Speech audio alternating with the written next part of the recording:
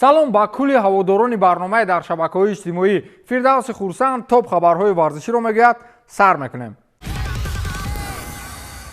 таи чанд вақти охир дар қитъаи Амрико масъалаи бозии Интер Майами бо дастаи Ванкувери Канада баррасӣ мешуд. бояд ситораҳои дастаи Интер Майами ба Канада мерафтанд ва ба дастаи Ванкувер бозӣ мекарданд. мухлисони футболи мамлакати Канада чӣ гунае ки мо интизори Роналду будем, ҳамагӣ ба омадани Месси, Суарес ва Жорди Албаву дигарҳо омодагӣ медиданд. дирӯз маълум гардид ки ситораҳои Интер Майами ба бозӣ бо Ванкувер намераванд. бошгоҳи канадагӣ бояд мухлисонро ором мекард, чун интизор мерафт ки майдони дорои 54 000 ҷои нишаст моломоли мухлисон мешавад. ҳама воқеан мехостанд аргентиниро бубинанд, аммо маълум шуд ки на танҳо Лео Месси, балки Бускетс ва Суарес ҳам ба бозии мазкур намераванд. мухлисон дар Канада ҳоло аз ин чиз малоланд, аммо раҳбарони мамлакати Канада зуд роҳи ҳалли онро пайдо карданд. онҳо ба хӯрок ва нӯшокиҳое ки дар майдон фурӯхта мешаванд 50% тахфиф ҷорӣ намуданд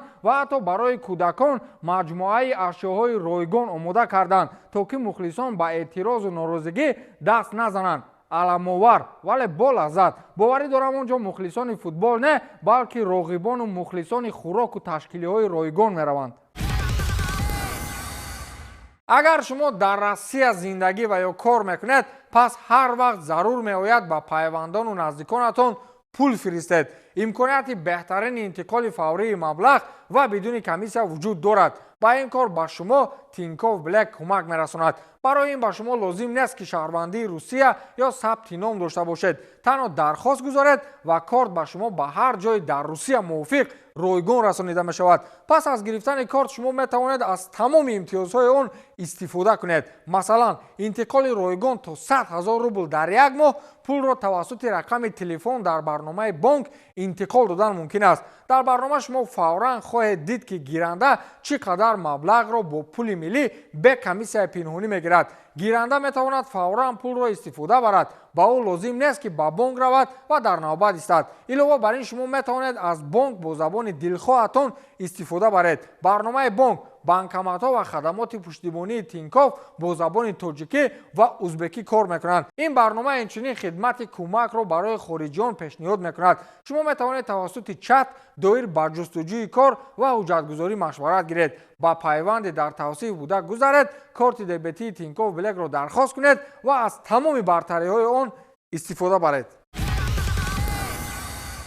дар мусобиқаи Копа Америка ин мавсим корти гулобӣ роҳандозӣ карда мешавад. ин корт ба хотири он будааст ки вақте футболбоз дар рафти бозӣ аз сар осеб мегирад, ба ӯ корти гулобӣ нишон дода мешавад. ин ба хотири он аст ки дар мусобиқаҳо барои иваз кардани футболбозон дар рафти бозӣ маҳдудият пешбинӣ шудааст. яъне дар аксарияти мусобиқаҳо сармураббиҳо ҳақ доранд дар як бозӣ 5 нафар футболбози худро иваз намоянд.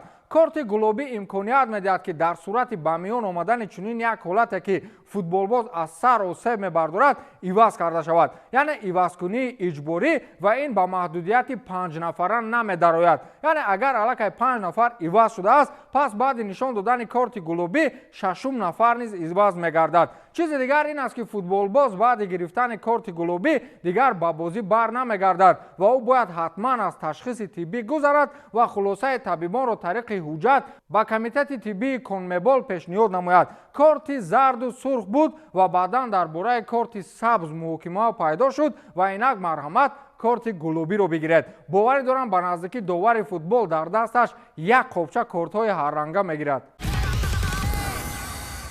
бани муҳофизатгари Лейпциг Даниэл Олмо дастаи Бавария таваҷҷӯҳ дорад. дар ин бора рӯзноманигор Фабрицио Романо хабар дод. ба иттилои манбаъ, бошгоҳи шаҳри Мюнхен ин футболбози 26-солаи испаниро ба рӯйхати кӯтоҳ шомил кардааст, яъне шорт лист мегӯянд. директори феълии варзиши Бавария Олморо хуб мешиносад ки аз соли 2022 то соли 2023 дар Лейпциг кор кардааст. ёдовар мешавем ки ба ин бозингар Барселона ҳам мароғ зоҳир намудааст. ҳамчунин ду бошгоҳи дигар аз Премер-лигаи Англия ба ин бозигар таваҷҷӯҳ доранд. олмо дар мавсими имсола дар 25 бозӣ дар тамоми мусобиқаҳо ширкат карда 8 гол ва 5 партофти головар кардааст.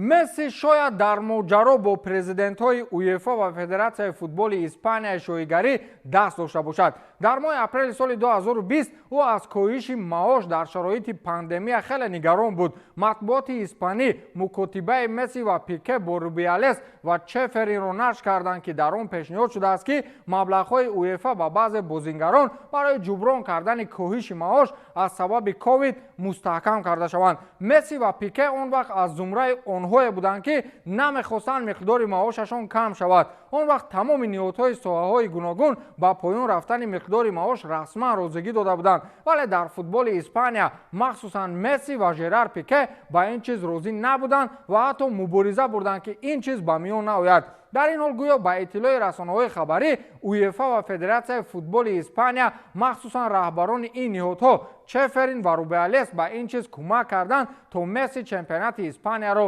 тарк накунад.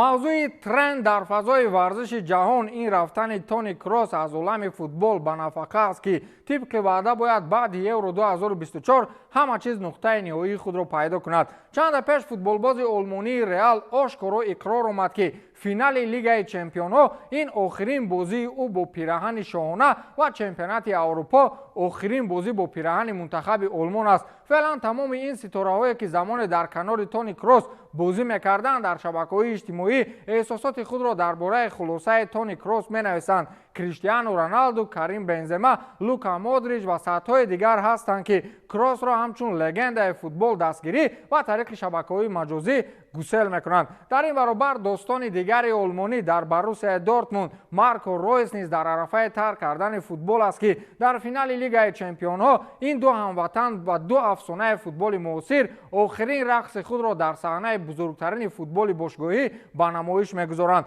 ба фикри шумо аз миёни Боруссияи Марко Ройс ва Реали Тони Кросс кадомаш ғолиб мешавад? бисёр дилам мехоҳад ба қавли Роман Нагучев наш любими Марко Ройс билохира ба ҷоизаи чемпионӣ арсаи футболро тарк намояд.